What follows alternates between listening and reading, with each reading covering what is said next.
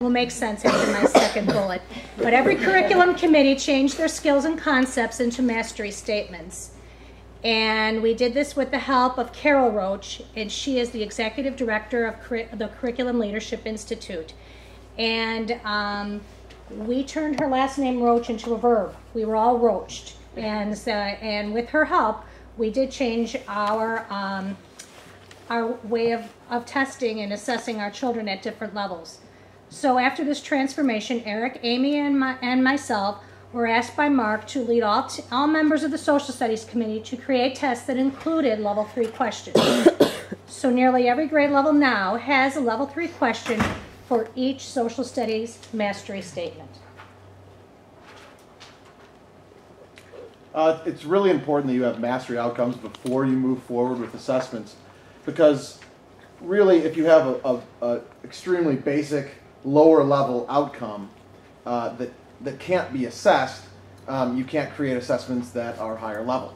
So our old way of doing things, we had introduce, continue, or master. So there would be a broad topic that it would say introduce. But the difficulty with that is, how do you define introduce? How do you assess if a student has successfully had it introduced to them? So what you do is you break it into smaller chunks that are accessible, that are mastery outcomes.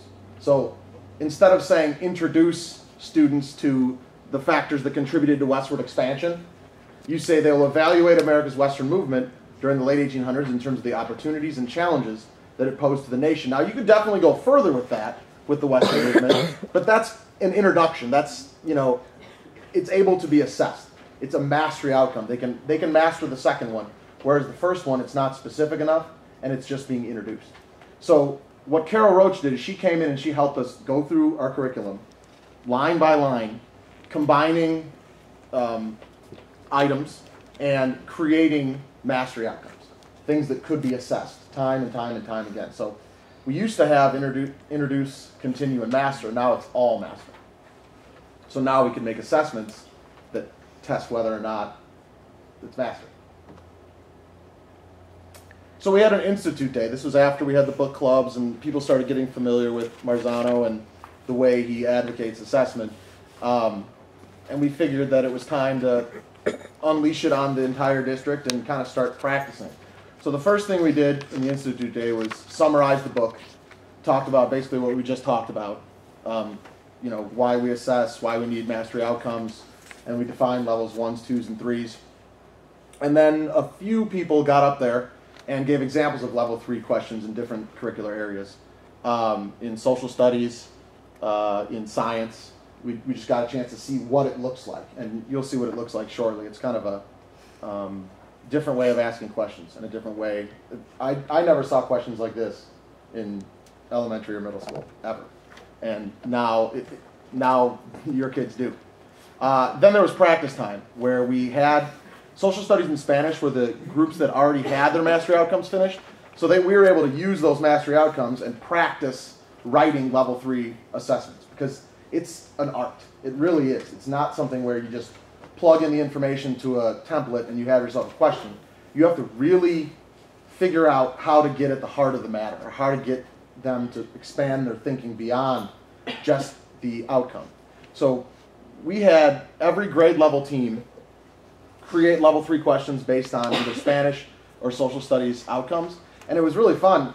The preschool group created questions, and then we critiqued them as 8th grade. So we're looking at these questions. There's, someone who's muddy in the water, a picture of a muddy child in the water, and you're trying to come up with a level 3 question for a really small child, asking them to maybe describe a story that would lead to the child being muddy in the water. And, kind of go beyond just being able to describe the picture, but being able to expand beyond what's there.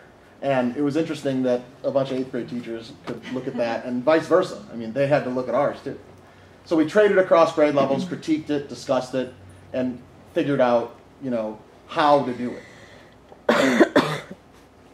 And then social studies got together, and everybody was very excited to get together. All the grade levels came together. And as Eric mentioned before, the collaboration is one of the key components of this we have found in social studies.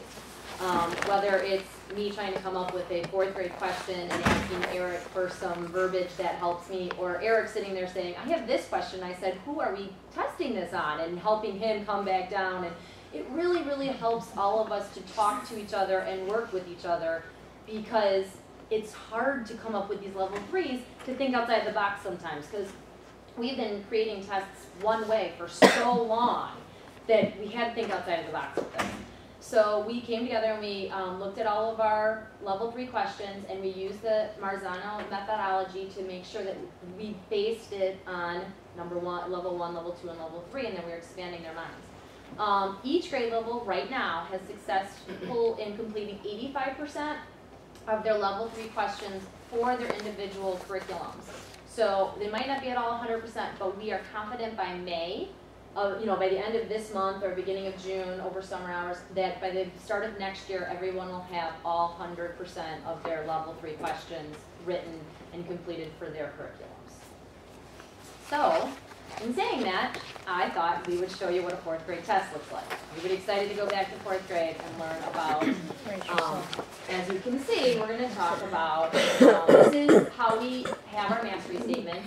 It's social studies 4.4 and 4, and it says explain how natural resources of the regions influence the economy, making sure to include supply and demand. Now, I have to make sure within my questions that I cover all these topics. I may not say supply and demand in the first question, but somewhere in my test I have to talk about supply and demand, I have to talk about the influence on the economy. And the kids do now know and do now see level 1, level 2, and level 3. They see it starting in kindergarten. They may see something that says level 1, level 2. In kindergarten through 2nd has their level 3 questions that are called DYBs, do your best questions, just to let them give that little bit of, you guys can do it, so they get anxious and excited about doing something like that. 3rd through 8th is level 1, level 2, and level 3. So this is the first year that these students have actually seen a section that says level 1, level 2, and level 3. So as you can see, that was just a normal, everyday level 1 question. A level 2 question asks a little bit deeper. It's saying, okay, now you see these 2 words, how is it used to describe the economy of the Midwest? This has been taught in the sense that I've talked about supply and demand, we talked about things that we use supply and demand for, but I haven't maybe said specifically the economy of the Midwest. I'm making them take what I've kind of said, and they've heard it and used the information that I've said to put it back in. Then the level 3 question is, why have service industries grown in the Midwest, and how are they important to the economy? This is an actual sample of a student response, and it pretty much says service industries have grown in the Midwest because they have many skilled workers. This is important to the economy because, don't go there, if they have many skilled workers, then supply will grow, prices will go lower, and the demand for the product will also grow. Then industries will make more money, which will help the economy of the Midwest grow as well. Pretty good answer for a 4th grade, I'd say, who's only been seeing level 3 questions for, 6 months. So I was pretty impressed by that. Those are examples of 4th grade social studies assessments. So I put up a couple examples one example from 7th grade social studies. This is to analyze the land disputes and cultural differences between the United States and Native Americans to determine its effect on Western movement. So the first question is a simple multiple choice. It's asking a factual question, simple recall, Homestead Act, what did it do? Circle the right answer. So on the same mastery outcome now, the level 2 question is describe how the Homestead Act was considered disrespectful by some and caused conflict in the West. So it makes them take the act. The nice thing about just setting it up like this is if you have a 1, 2, and 3 on the same test, you can kind of see as a teacher if the kid fell apart, where they fell apart. Because if they didn't know what the Homestead Act was in that level 1 question, they're going to have trouble answering that. Whereas if I just had that, it might make it hard for me to know. Did they know what the Homestead Act was, or did they not know how it was disrespectful? So this kind of makes them look at Native Americans and the relationship between the Homestead Act and Native Americans.